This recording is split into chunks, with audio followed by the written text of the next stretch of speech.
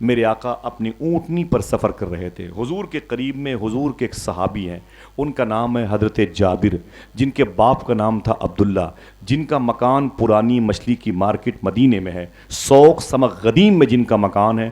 میں نے ان کے مکان میں کئی مرتبہ نمازیں پڑھی ہیں.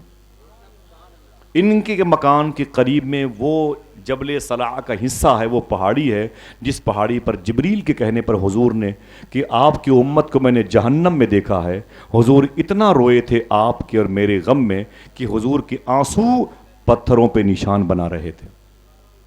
سمجھ رہے ہیں؟ یہ وہیں قریب میں ہے, پرانی مچھلی کی مارکیٹ جس کو یہ علماء سوق سمق قدیم کہتے ہیں, وہیں پر جناب جابر کا مکان تھا. جناب جابر کے ابو کا نام ہے عبداللہ, آپ کی 9 بیٹیاں تھیں اور ایک بیٹے عبداللہ تھے.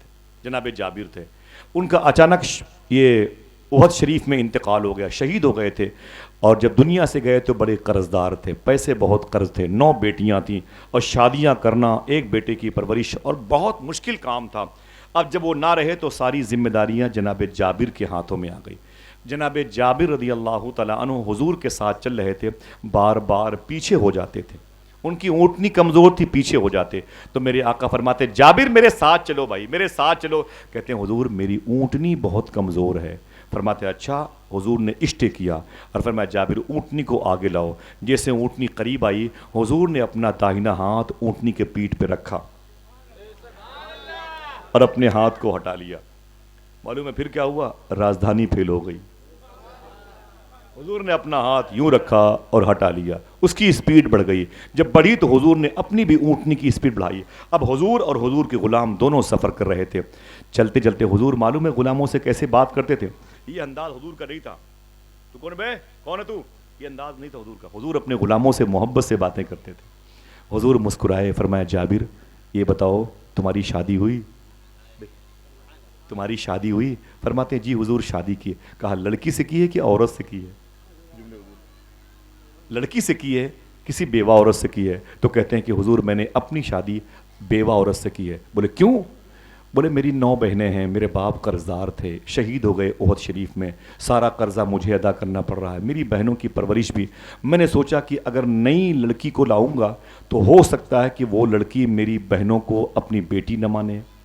میں نے بیوہ عورت سے شادی کی, اپنی خواہش کو میں نے قربان کر دیا, بیوہ عورت سے شادی کی تاکہ وہ عورت مجھ سے زیادہ عمر میں بڑی ہو, تاکہ میری بہنوں کو اپنی بیٹیاں کہہ سکے.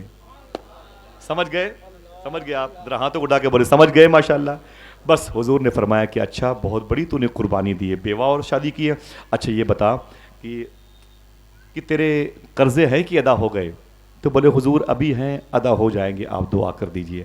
میرے آقا مسکرائے. انداز کیا تھا حضور کا, حضور کے غلاموں سے بات کرنا.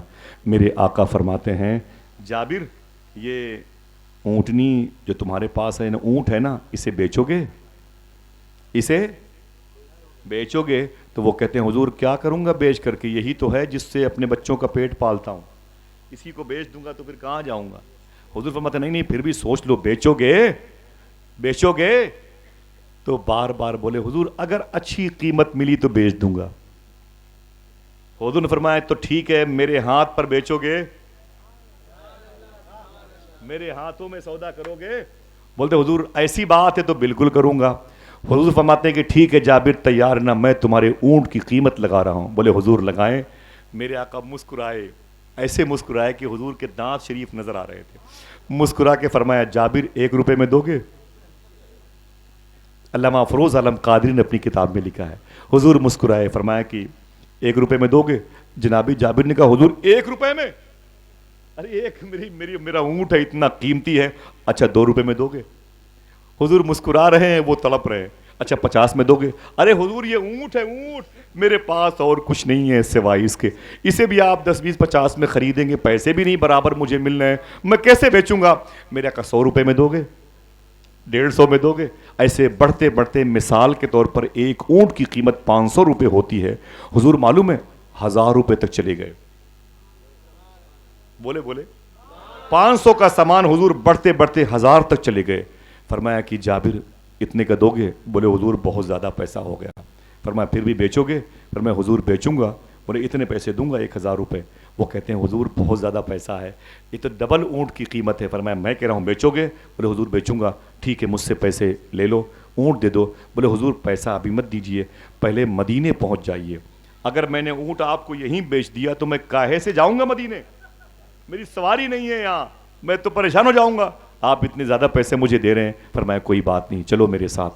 حضور نے اونٹ خرید لیا، خرید کر کے میرے آقا صلی اللہ تعالیٰ علیہ وسلم آئے نا، اپنی مبارک مسجد نبوی شریف کے قریب آئے، بلایا، فرمایا تعال تعال بلال۔ کدھر گیا بلال؟ جناب بلال حبشی قریب آئے، میرے آقا نے فرمایا کہ بلال اس اونٹ کا میں نے سودا کر لیا ہے، 1000 روپے ان کو دے دو اور کچھ بڑھا کے بھی دے دو، کچھ بڑھا کے بھی دے دو۔ ایک بات سن لیں، حضور کے گھر کے حساب کا جو لیکھا جوکھا تھا وہ بلال حبشی کے انڈر میں تھا۔ فرمایا اسے 1000 روپے دے دو، اس کے علاوہ بھی کچھ بڑھا کے دے دو، جیسے ان کو پیسے ملے۔